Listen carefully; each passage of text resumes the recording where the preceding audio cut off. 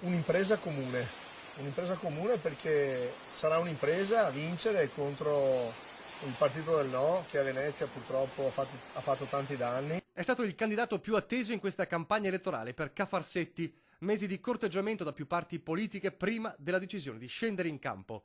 53 anni, presidente di Umane, della Reyer, Luigi Brugnaro ha coalizzato attorno a sé più elementi, dalla società civile a una parte del centrodestra. Di fronte numerosi ostacoli, ma da uomo di economia e di sport ha guardato subito avanti, con una convinzione. Che credo che tocchi a persone come me, a manager, a persone che hanno comunque un'idea di un'impresa. Qui non servono le persone che vivono di politica e mangiano e vivono di politica da sempre. Abbiamo bisogno di persone che sanno cosa vuol dire faticare, cosa vuol dire il lavoro. Il sindaco non deve essere un eroe solitario, lo ha ribadito più volte Brugnaro, chiamando a raccolta tutti i veneziani.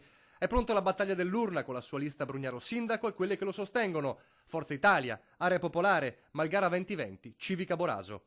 Nella Venezia che esce dal terremoto giudiziario, delle macerie, del bilancio, tante priorità, 3 su tutte. Sicurezza, direi sicurezza, lavoro, sviluppo e educazione, un grande piano di educazione, cioè che comprende proprio il futuro dei nostri figli.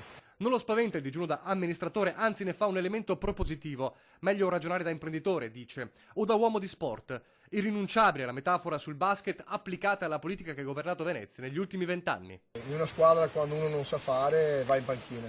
La palla a 2 sul parquet di Cafarsetti ormai vicinissima e il pronostico di Brugnaro è chiaro. All'oltraggio sono sicuro che ce la faccio e credo anche che vinceremo, ma non sarà una questione di vittoria, è una questione di governo.